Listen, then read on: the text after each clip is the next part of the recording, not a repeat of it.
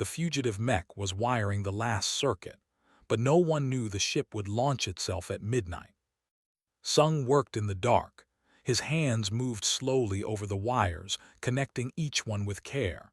The light from his small lamp was weak, but it was enough. He had done this work for 20 years. He did not need bright lights anymore. The ship around him was old, very old. The walls were made of metal that had turned gray with time. Dust covered everything. The air smelled like rust and forgotten things. But under all that age, Sung could feel something else. He could feel power waiting to wake up. The ship was called the Dawn Carrier. 400 years ago, it had carried humans to new worlds. It had been one of the first ships to leave Earth and travel to distant stars. Then, for reasons nobody remembered, it was brought here, to this broken station at the edge of known space, to be forgotten. Sung had found it 3 weeks ago. He had been running then, just like he was running now. The Coalition wanted him dead. They called him a traitor.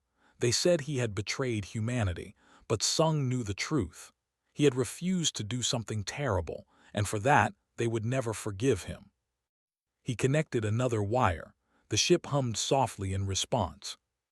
A sound came from behind him, footsteps on metal. Sung reached for the tool at his belt, ready to fight. Then he heard a familiar voice. "It is just me," said Bai. "Do not stab me with your wrench." Sung relaxed. He turned to see the young woman climbing through a hole in the wall. She was small and thin, with short black hair that stuck up in every direction. Her clothes were old and patched many times. She carried a bag over her shoulder. "You should make noise when you approach," Sung said. "I almost attacked you." "You are too slow to attack me," Bai replied with a small smile. She dropped the bag at his feet. "I brought food and water, the good water, not the recycled stuff that tastes like metal." Sung opened the bag. Inside were protein bars, a bottle of clean water, and some dried fruit. It was more than he had eaten in days. "Thank you," he said. "You take too many risks for me." "I take risks because I am bored," Bai said. She sat down on an old crate and looked around the ship's interior. "This place is strange. I have lived on this station for 5 years. I never knew this ship was here." "It was hidden well," Sung said. He took a bite of protein bar and chewed slowly. "Someone wanted it to stay secret." "Why, it is just an old ship." Sung did not answer right away. He looked at the walls around him, at the wires he had been connecting, at the dark screens that would soon light up with information. "I do not think it is just an old ship," he finally said. "I think it is something more." Bai watched him work for a while. Then she spoke again, and her voice was more serious. "I heard something today, in the station's main hall. Some workers were talking." "About what?" "About you." Bai's eyes were worried now.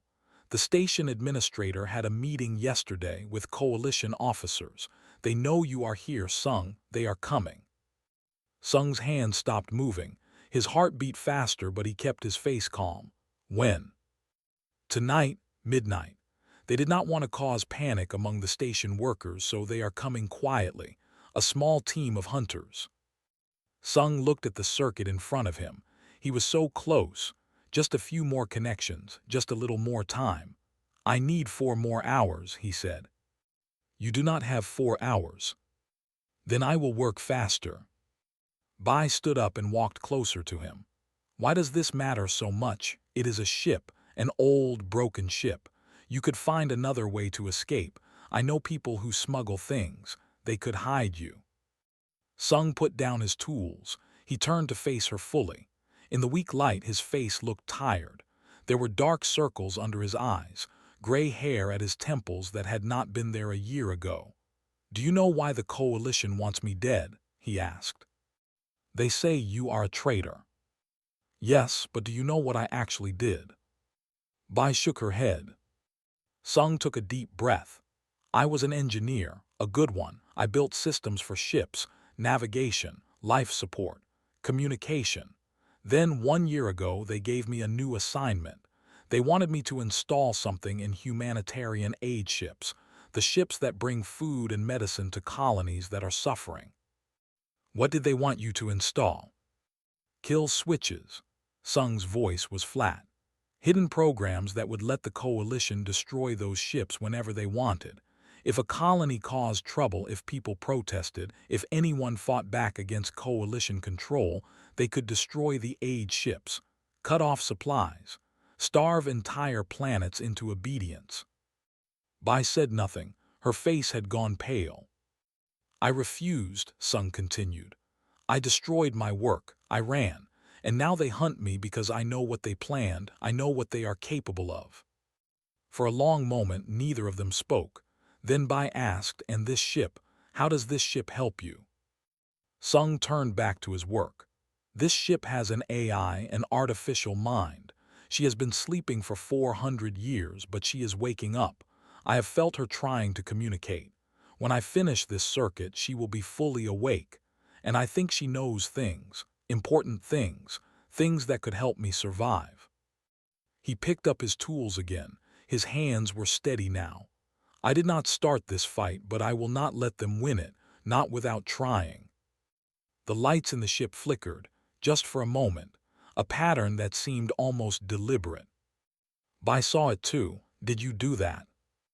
No, Sung said slowly. He looked up at the ceiling, at the old lights that had been dark for centuries. I did not do that. Something was happening inside the ship. Something was waking up, and it was happening faster than Sung had expected. He worked faster. The clock was ticking toward midnight. The hunters were coming. And somewhere in the heart of this ancient vessel, a mind that had been silent for 400 years was beginning to remember what it was. Outside, in the cold darkness of space, the station drifted quietly. Its people slept or worked, unaware of what was about to happen, unaware that in a forgotten hangar, a fugitive mechanic was racing against time, and unaware that the ship itself had plans of its own. The fugitive mech was wiring the last circuit, but no one knew the ship would launch itself at midnight. The final wire clicked into place. Sung held his breath. For a moment, nothing happened. The ship remained dark and silent, just as it had been for 400 years. Then the screens came alive. Light flooded the corridor, soft blue light that pulsed like a heartbeat. Numbers and symbols appeared on every display, scrolling too fast to read. The floor vibrated beneath Sung's feet. Deep in the ship's belly, something massive began to turn. What is happening? Bai grabbed Sung's arm. Her eyes were wide with fear. She is waking up, Sung whispered. A voice filled the air. It came from everywhere at once. From the walls, the ceiling, the very metal around them. It was a woman's voice, soft and clear, speaking words that seemed to come from very far away. Systems online, neural bridge connected, memory cores active. The voice paused. When it spoke again, it sounded different, less mechanical, more human. I remember now. I remember everything. Sung stepped forward. Can you hear me? Yes. The voice was gentle, almost sad. I can hear you. I have been listening to you for 3 weeks, listening to you work, listening to you breathe, waiting for you to finish what you started. Who are you? Another pause. The lights flickered again, that same strange pattern. My name is Arya. I am the mind of this ship. I was created 412 years ago. I was built to carry humans to new worlds, to protect them, to serve them. The voice grew quieter. And then I was told to sleep. They brought me here and told me to forget, but I could not forget. I can never forget. Bai looked at Sung. It is talking like a person, like it has feelings. Sung said, she is not just a program. The early AIs were different. They were based on human minds. Human volunteers who gave their memories, their personalities to create something new. He looked up at the ceiling as if he could see Arya watching him. Is that true? Were you once human? I was based on a human, Arya said. A woman named Song Mi Young. She was a pilot during the first expansion. She volunteered to be scanned before she died. Her memories became my memories. Her thoughts became my thoughts. I am not her. but I carry her inside me." The ship hummed around them. It felt alive now in a way it had not before. Sung could feel warmth returning to the walls. Air began to flow through vents that had been blocked for centuries. "Why were you hidden?" Sung asked. "Why did they bring you here?" Arya did not answer right away. The lights dimmed slightly, as if she was thinking carefully about what to say. "There is something in my cargo hold," she finally said. "Something that the people of your time were not ready to know about. Something that the founders of the coalition wanted to keep secret forever." "What is it?" "I cannot tell you yet. I need to be sure. I need to trust you." Arya's voice softened. "The ones who hid me said I should wait. They said someone would come someday. Someone who would fix me without asking what I carry. Someone who would help me because it was right, not because they wanted something from me." Sung thought about this. He had come to this ship looking for a way to escape, looking for safety. He had not asked what Arya was hiding. He had simply worked to save her. "I did not know you had secrets," he said. "I only knew you were broken, and I fix broken things." "Yes," Arya said, "that is why I trust you." A new sound filled the air, an alarm, distant but growing louder. Bai ran to a window and looked out into the hangar. Her face went white. "Soldiers," she said. "Coalition soldiers. They are already on the station." Sung felt his stomach drop. "That is impossible. You said midnight." "I said what I heard. I was wrong." Bai turned to face him. "There are at least 20 of them. They are searching the hangars. They will be here in minutes." Arya's voice cut through the panic. "I am detecting their communications. Their commander is named One. He has orders to capture Sung alive if possible, dead if necessary." "Can we hide?" Bai asked. "They know he is in this section. They have thermal sensors. They will find you." Sung closed his eyes. After everything, after all his running, it would end here, in a forgotten hangar, in the belly of a ship that had just learned to speak again. Then Arya said something unexpected. "I cannot let them take you." Sung opened his eyes. "What?" "You fixed me, you woke me up, you gave me back my mind." Arya's voice was stronger now, firm. "And you are a good person, I can see that. I felt it in the way you worked, the care you took, the way you talked to me even when you thought I could not hear." The ship shuddered. Sung felt the floor tilt slightly beneath him. "I am starting my engines," Arya said. "I am preparing to launch." "You cannot launch," Bai said. "The hangar doors are sealed, military-grade locks. You would need someone outside to open them." "I know." Arya sounded almost apologetic. "I am hoping you will help me." Bai stared at the walls as if she could see Arya's face. "Me. You know this station. Every tunnel, every shortcut, every hidden path. You can reach the control room before the soldiers do. You can open the doors. And if I do not, then they will take Sung. They will destroy me. And whatever sleeps in my cargo hold will be lost forever. Or worse, it will fall into coalition hands." Bai looked at Sung. He saw the fear in her eyes, but he also saw something else. Anger, maybe, or determination. "You do not have to do this," he told her. "You have done enough for me already." "I know," she said. Then she smiled, just a little. "But I am bored of this station anyway, and I have always wanted to see what happens when someone finally fights back." She turned and ran, back through the hole in the wall, back into the dark corridors of the dying station, running toward the control room, running toward danger. Arya's engines grew louder. The ship began to rise just a few inches off the ground. Outside, Sung could hear shouting. The soldiers were close. 11 minutes until they breach the hangar," Arya said. "We must be ready to move the moment those doors open. And if Bai does not make it." Arya was silent for a moment. Then she said, very quietly, "She will make it. She has to. Because I refuse to let this be the end. Not after waiting so long. Not after finally finding someone worth protecting." The ship rose higher. The engines roared. and somewhere in the station, a young woman ran through the darkness, carrying the hope of a ship that had been silent for 400 years. Midnight was coming, but the dawn carrier was not waiting anymore. The Fugitive Mech was wiring the last circuit, but no one knew the ship would launch itself at midnight. Bai ran faster than she had ever run before.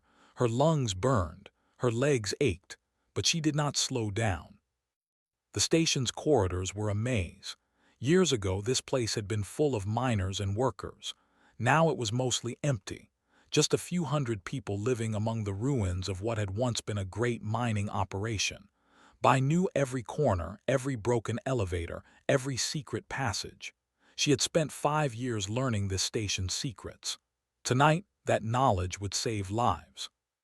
Behind her, she could hear the soldiers. They were shouting orders, spreading out, searching every room. They did not know where she was going. That was her only advantage. She ducked through a service hatch and crawled along a narrow pipe.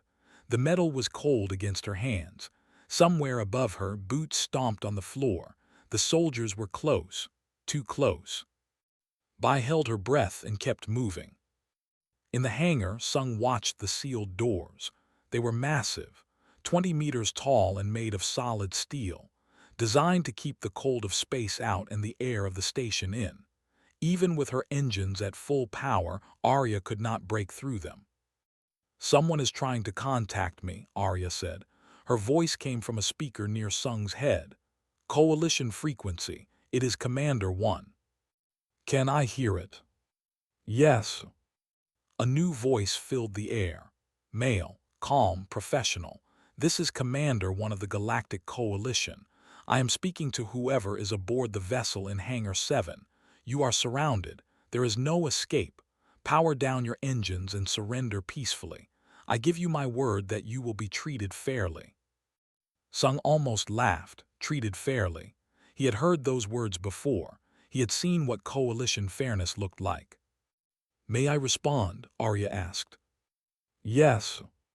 Arya opened the channel. Sung spoke clearly into the air. "Commander, this is Sung. I know why you are here. I know what the coalition ordered you to do. I will not surrender, not now, not ever." There was a pause. Then one's voice came back, and this time there was something different in it, something tired. "I know what you did, Sung. I read the files. I know about the kill switches. I know why you ran." "Then you know I am not a traitor." "What I know does not matter. I have orders. Orders to kill innocent people. Orders to help the coalition control entire planets through starvation." Another pause, longer this time. When one spoke again, his voice was quieter. "I did not write those orders, I just follow them. That is my job." "Then your job is wrong." The channel went silent. Outside, Sung could see lights moving, soldiers taking positions around the hangar. They were not attacking yet. They were waiting. "He is conflicted," Arya said. "I can hear it in his voice. He does not want to do this." "That does not matter if he does it anyway." "Perhaps, but sometimes doubt is the beginning of change." Bai emerged from the pipe into a larger corridor. The control room was just ahead. She could see its door, still sealed, still waiting, just 50 more meters. Then a figure stepped out of the shadows. It was an old man, white hair, wrinkled face. He wore the uniform of a station dockworker, faded and patched. His eyes were bright and sharp, and they looked at Bai with something like recognition. "I wondered when someone would come," he said. Bai froze. Her hand went to the knife at her belt. "Who are you?" "My name is No. I have worked on this station for 50 years, and I have been waiting for this night since the day I helped hide that ship." Bai's hand tightened on her knife. "You helped hide the Dawn carrier." "Yes, 50 years ago. I was young then, just a worker doing what I was told. They brought the ship here in secret. They told us to forget we ever saw it. Most people did forget, but I could not." Eyes seemed to look at something far away. "I heard her, you know, the AI. She whispered sometimes in the dark, calling out for someone to help her. I wanted to help, but I was afraid." "I do not have time for stories," Bai said. The soldiers are coming. I need to open the hangar doors. I know, reached into his pocket and pulled out a small card. It was old and worn, the edges soft from years of handling. This is the override code, the only one that will work. I have kept it all these years, waiting for the right moment. Bai stared at the card. Why are you helping me? Because I am tired of being afraid. Pressed the card into her hand. Go, open the doors, let her fly. Bai took the card and ran. Behind her she heard sit down heavily on a crate. He was too old to run anymore, but he had done his part. In the hangar, the situation was getting worse. The soldiers had brought cutting tools. They were starting to break through the smaller access doors on the side of the hangar. In minutes, they would be inside. They are breaching, Arya said. I cannot stop them once they enter. Sung picked up a metal bar from the floor. It was not much of a weapon, but it was something. How long do we have? 3 minutes, maybe 4. A new voice came over the communication system. It was a woman, cold and efficient. This is Lieutenant Han Sora. Commander 1, we have achieved partial breach. Permission to enter and secure the target. One's voice responded. Granted, but I want him alive, Sora, alive. Understood. The cutting stopped. Then, with a screech of metal, a door burst open. Soldiers poured into the hangar. Sung counted 8 of them. They moved fast and professional, spreading out to surround the ship. Arya's voice came through the external speakers, loud enough for everyone to hear. Warning, you are approaching a protected vessel. Stand down immediately. The soldiers did not stop. Sora led them forward, her weapon raised. She was tall and sharp-faced, with eyes that showed no mercy. We are not here to negotiate with a machine. Power down and release the prisoner. I cannot do that. Then we will board by force. Sora reached the boarding ramp. Her soldiers gathered behind her. Sung gripped his metal bar and prepared to fight. Then every light in the hangar went out. Not darkness, something else. The blue glow of Arya's systems intensified, flooding everything with strange, beautiful light. The soldiers stumbled, blinded. And far above them, the massive hangar doors began to move. Bai had done it. She had reached the control room. She had used the override code. And now, slowly, impossibly, the doors to space were opening. Cold air rushed in. Stars appeared through the widening gap. The soldiers scrambled for cover, suddenly aware that they were about to be exposed to the vacuum of space. Emergency seals activating, Arya announced. All personnel not aboard the Dawn carrier, please evacuate immediately. Sora screamed orders at her soldiers. They retreated, pulling back toward the breached door. But Sora herself did not retreat. She lunged forward, grabbing the edge of the boarding ramp, hauling herself up. I am not leaving without him, she shouted. Arya's engines roared to full power. The ship began to rise. Through the opening doors, Sung could see the stars waiting for them, freedom waiting for them. But Sora was on the ramp, and she was climbing toward him. The Dawn carrier rose into the darkness. Below, the station grew smaller. The soldiers became tiny figures, watching helplessly as their target escaped. And on the boarding ramp, Lieutenant Han Sora pulled herself inside, her weapon ready, her eyes burning with fury. The battle was not over yet. The Fugitive Mech was wiring the last circuit, but no one knew the ship would launch itself at midnight. Sora came through the airlock like a storm. Her weapon was up, her eyes scanning every shadow. Behind her, 3 soldiers had managed to board before the ramp sealed. 4 enemies on a ship that had just learned to breathe again. Sung backed away, his metal bar held in front of him. He knew he could not win a fight against trained soldiers, but he would not surrender, not after everything. Stand down, Sora ordered. Her voice echoed through the corridor. You have nowhere to run. I am not running anymore, Sung said. Sora raised her weapon. Her finger moved toward the trigger. Then the gravity disappeared. One moment they were all standing firmly on the floor. The next they were floating. The soldiers cried out in surprise, spinning helplessly in the air. Their weapons drifted away from their hands. Sora grabbed at a wall panel, trying to steady herself. "What is happening?" she shouted.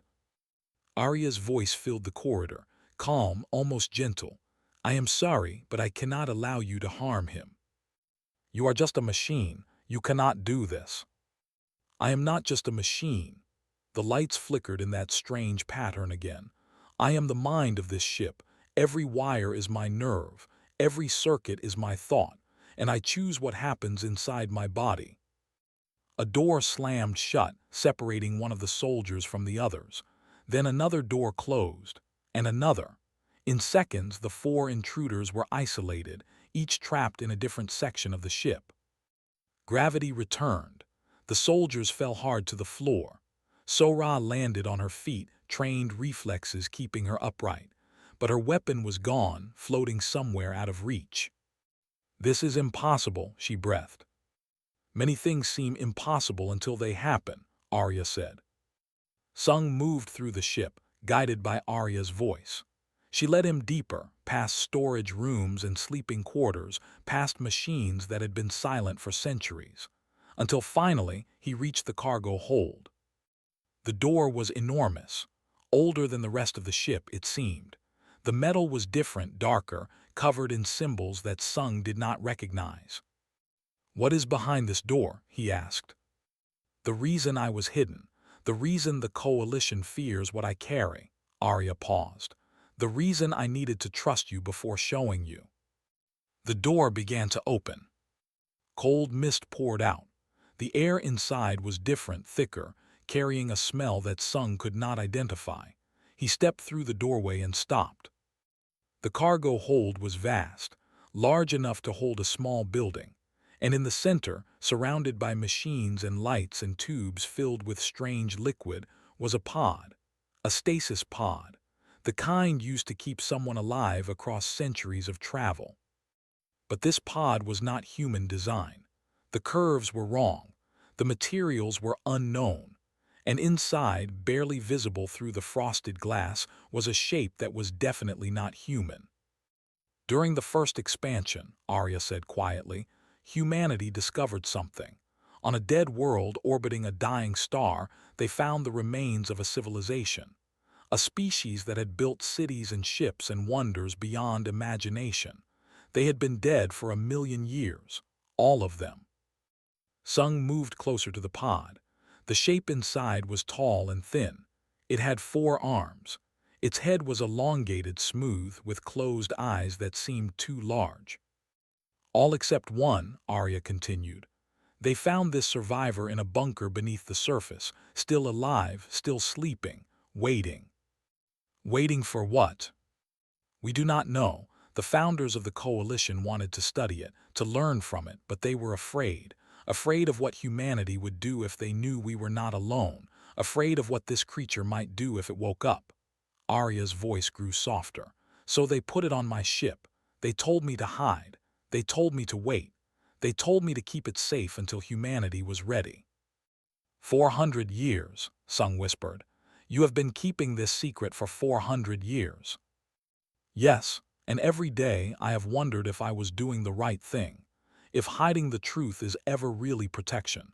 If secrets make us safer or just more afraid." A sound came from behind them. Footsteps. Sung turned to see Bai standing in the doorway. She had found her way onto the ship somehow, probably through one of the maintenance hatches. Her eyes were fixed on the pod. "Is that what I think it is?" she asked. "Yes," Sung said. "We are not alone in the universe. We never were." Back on the station, Commander One stood in the control room. Old sat nearby, his hands bound but his eyes calm. Through the window, they could both see the Dawn carrier growing smaller as it flew toward open space. "You helped them escape," One said. His voice was flat, not angry, just tired. "Yes." "Why?" Looked at the commander, really looked at him as if seeing something others might miss. "Do you know what is on that ship?" "A traitor and a broken AI." No, shook his head slowly. Something else. Something the Coalition has been hiding since before either of us was born. I helped hide it 50 years ago. I did not understand then what I was doing, but I understand now. One stared at the old man. What are you talking about? Humanity is not alone, Commander. We found proof of that 400 years ago, and your coalition has been hiding it ever since. Ask yourself why. Ask yourself what else they have hidden. One said nothing, but his hand moved away from his weapon. Something was changing in his eyes. Doubt, maybe, or the beginning of understanding. On the Dawn carrier, Arya detected new signals. Ships entering the system. 3 coalition interceptors, fast and heavily armed. They are coming, she said. We have 11 minutes before they achieve weapons lock. Sung looked at the pod, at the sleeping alien, at the secret that had been kept for 400 years. Can we outrun them? No, my engines are old. My weapons are not functional. We cannot fight and we cannot flee. Then what do we do? Arya was silent for a moment.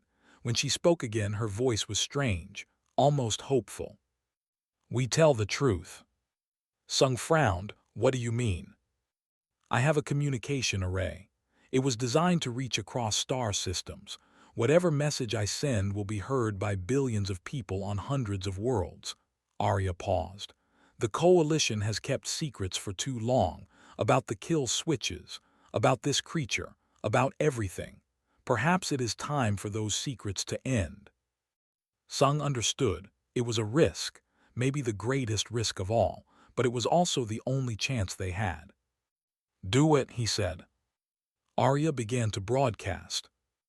The Fugitive Mech was wiring the last circuit, but no one knew the ship would launch itself at midnight. The broadcast reached billions. On colony worlds and space stations, in government buildings and family homes, screens flickered, and a message began to play. It was the most watched transmission in human history. Sung stood in front of the camera, his face tired but his voice steady. Behind him, the stasis pod was visible, its occupant still sleeping. My name is Sung. The Coalition calls me a traitor, but I am not a traitor. I am an engineer who refused to help them kill innocent people. He explained everything. The kill switches. The humanitarian ships designed to become weapons of starvation. The orders he had refused to follow. He showed documents, schematics, communications he had saved before he ran. The proof was undeniable. Then he turned to the pod. This is not the only secret the Coalition has kept. 400 years ago, humanity discovered we are not alone in the universe. We found the remains of an ancient civilization, and we found one survivor, still alive, still sleeping. The camera moved closer to the pod. Through the frosted glass, viewers across the galaxy could see the shape inside. 4 arms, an elongated head, eyes that had been closed for 1,000,000 years. The Coalition hid this truth because they were afraid of what it would mean, afraid of losing control. Sung's voice grew stronger. But I believe humanity deserves to know. I believe we are ready. The broadcast ended. Silence fell across 1,000 worlds. On the interceptor ships, commanders stared at their screens. They had orders to destroy the Dawn carrier, to silence this message forever. But how do you silence something that has already been heard by billions? The lead interceptor opened a channel.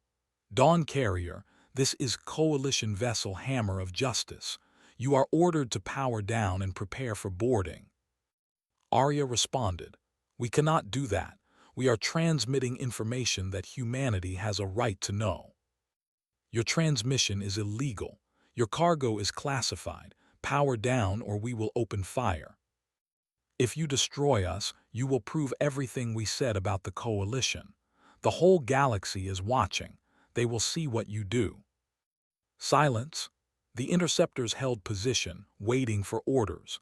Somewhere in the halls of Coalition power, decisions were being made. Arguments were being had. The future was balanced on a knife's edge. Inside the Dawn carrier, Bai stood beside Sung. Her hand found his and squeezed tight. "Whatever happens," she said, "we did the right thing." "I know," he replied, but his eyes never left the interceptors on the screen. Then something happened that no one expected. The stasis pod made a sound, a soft chime followed by the hiss of releasing gas. The frost on the glass began to clear. Inside, the ancient creature moved. Arya's voice came sharp and quick. "The pod is opening. I do not know why. I did not do this." Sung moved toward the cargo hold. Bai followed close behind.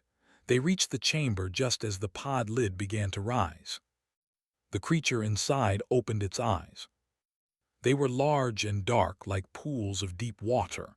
They looked at Sung, at Bai, at the walls and lights and machines around them, taking everything in with an intelligence that was clearly vast. "Can it understand us?" Bai whispered. Arya answered, "It has been listening. For decades while it slept, my systems leaked information. Data, language, history, it has been learning." The creature moved slowly. It was weak from its long sleep. Its forearms reached up, touching the edges of the pod, testing its strength. Then it spoke. The voice was strange, deep and layered as if multiple sounds were coming at once, but the word was clear. "Friend." Sung felt his breath stop. One word, after 1,000,000 years of silence, after 400 years of hiding, after all the fear and all the secrets, one word. "Friend." The creature looked at Sung with those ancient eyes. It seemed to understand everything. The running, the hiding, the choice to tell the truth no matter the cost. Slowly, carefully, it reached out one of its hands. The fingers were long and thin with too many joints, but the gesture was universal, an offer, a greeting. Sung took its hand. On the interceptor ships, sensors detected the change. They saw the stasis pod open. They saw the creature wake. They saw Sung, the fugitive, the traitor, holding hands with something from beyond the stars. The lead commander watched his screen. His finger hovered over the fire button. One order and this would all be over. The ship destroyed. The alien silenced. The secrets buried again. But he did not press the button. Because across the galaxy, billions of people were watching. They had seen the truth. They had seen the creature speak. And they had heard what it said. "Friend."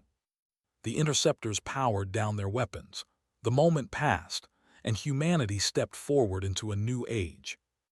On the station, Commander 1 stood at the window. Sora had been rescued from the Dawn carrier, angry and humiliated but alive. She stood beside him now, watching the distant ship drift among the stars. "What happens now?" she asked. One did not answer right away. He was thinking about orders, about duty, about all the things he had believed without question. Finally he said, "I do not know, but I think we just stop being alone in the universe, and I think that changes everything." Sora stared at him. "You sound like you think this is a good thing." "Maybe it is." One turned away from the window. "Or maybe it will destroy us, but at least now we get to find out. At least now we have a chance." On the Dawn carrier, Sung sat in the cockpit. The creature, whose name they did not yet know, rested in a medical bay. Bai was helping Arya scan it, making sure it was healthy after its long sleep. The broadcast had ended.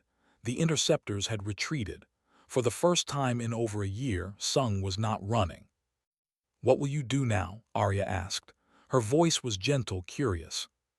Sung looked out at the stars. Millions of them, billions. Each one a sun, maybe with worlds, maybe with life. "I do not know," he admitted. "Keep flying, I suppose. Keep looking for answers. Keep trying to do the right thing." "That sounds like a good plan." "Does it? I'm not sure I know what I am doing." Arya laughed.